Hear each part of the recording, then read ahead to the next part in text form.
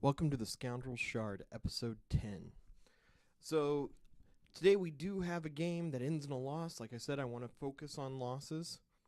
However, in one of those cases where you get what you ask for, I got the most humiliating loss I could possibly get, due entirely to my own hubris. So, we're going to talk about it.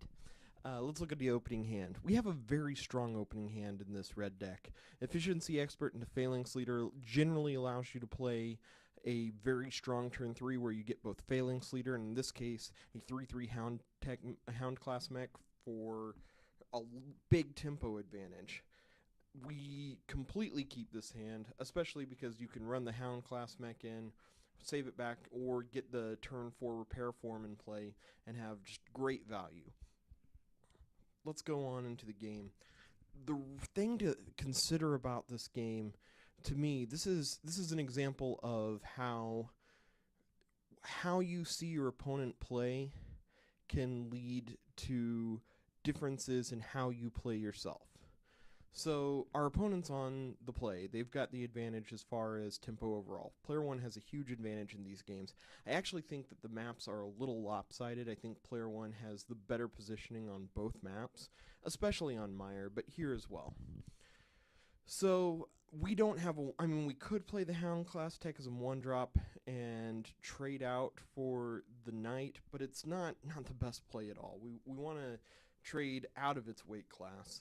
Additionally, the Knight is only a 2-2. Yes, it's going to generate a 4-4, but Knight is not the best card.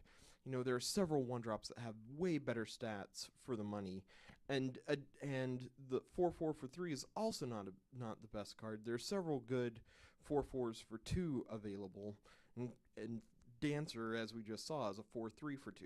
So, yes, it's card advantage, but it's not that great. And especially following up with the Silver Wing, in my mind, I just immediately went, this guy is playing one of the simple decks. I don't need to play as soundly as I normally do.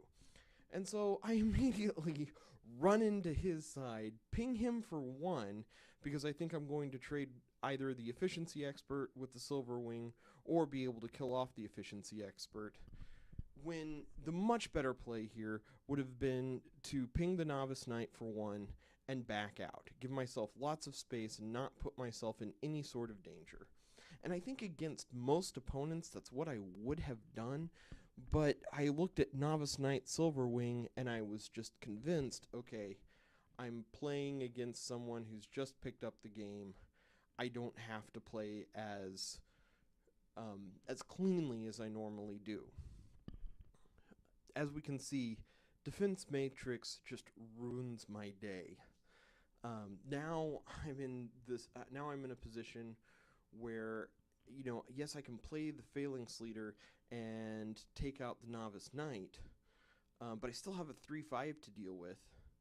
I go ahead and play the 2-drop Hound class mech just to take out the 1-drop. So it's 1-drop for 1-drop. Oh, technically it's 2-drop for 1-drop that I know is just gonna die, and I still don't retreat back. I am still not taking my opponent seriously. As we'll see, that does not end well for me. So in this position, I think I'm a little overconfident because I'm like, yeah, we both got 3-5s and my 3-5's better. But I have to remember that I'm on the draw. He's got the initiative in every turn going forward. If I'm not ahead going into his turn, then I haven't gained any advantage. And I knew he had that tune-up because I just killed the wrench. So obviously that was going to be the play. And then he has a repair foreman on top of it. And suddenly I am in really bad shape. Now, at this point, I'm thinking I have to salvage this somehow. I have to somehow get ahead on the board. You can see me looking here like, should I run away with the Phalanx Leader? How should I play this? I've got the Stormbell adapts. I could, yes, I would have to trade, I would have to lose the Phalanx Leader, but I could just move everything this way, play the Stormveil Adept like here or here, the Repair Foreman's not going to be able to attack the Stormveil Adept. I'll get rid of this 4/6 more than likely, and I can start rebuilding in the backline, and I'm still at 21 health.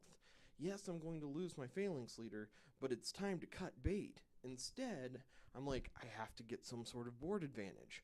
So I trade out my Phalanx Leader, but this isn't board advantage. And I still don't recognize that I'm in danger. I'm still not moving out of the way.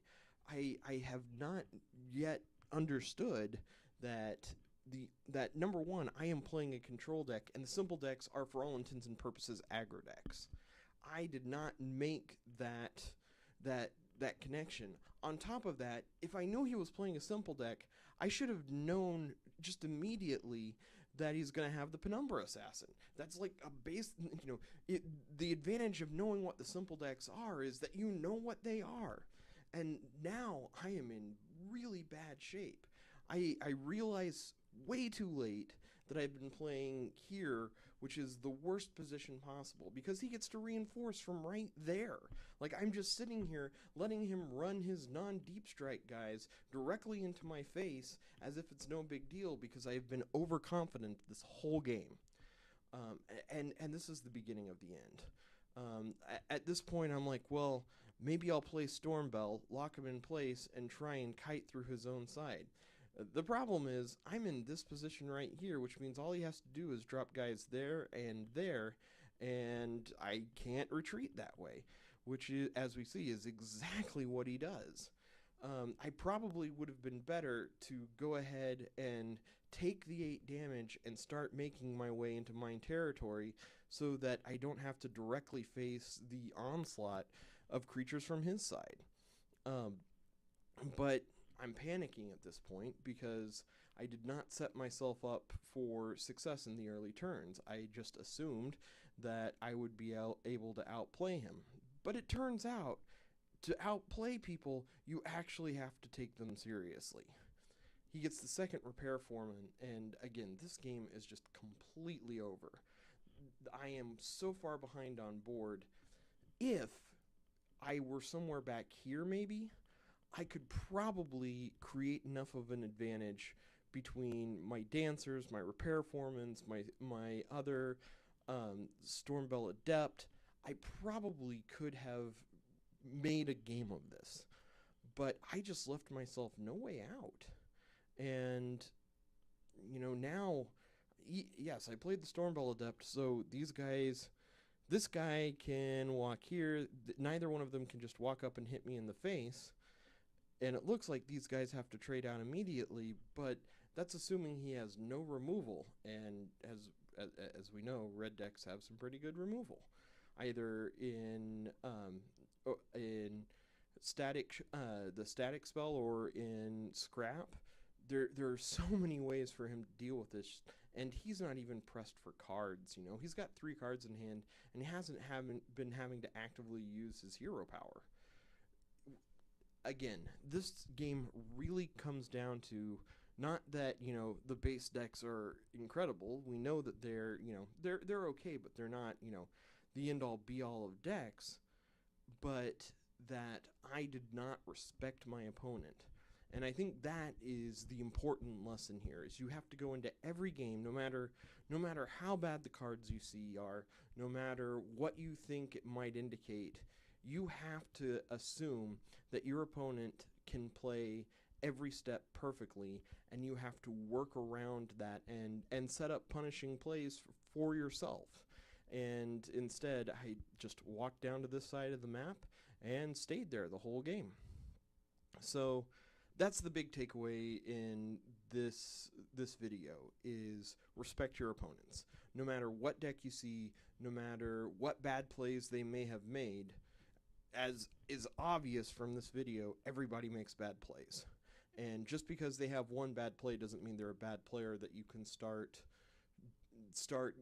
assuming that they are going to make mistakes that you can take advantage of. You have to play in such a way that your setup allows you to win, even if your opponent plays perfectly. There's always been kind of a back and forth in card games when a meta evolves over whether or not you should play, a tricky deck that people don't see coming, or whether you should play the best deck out there into a field full of other copies of the best deck out there. And to me, the answer is I want to play the best deck out there, and if I get matched against it, I want to play well enough that I can beat whoever is playing it. That the determining factor, all things being equal, I want my skill level to be what gets me through, not some trickiness in my deck. And in this game, I did not allow my skill in the game to show. I tried to just brute force it to my own demise. So that's it for this episode of Scoundrel Shard. The game's very nearly over. Going forward, I hope all of you have games where your hubris does not eat you alive, and have a wonderful day. We will see you tomorrow.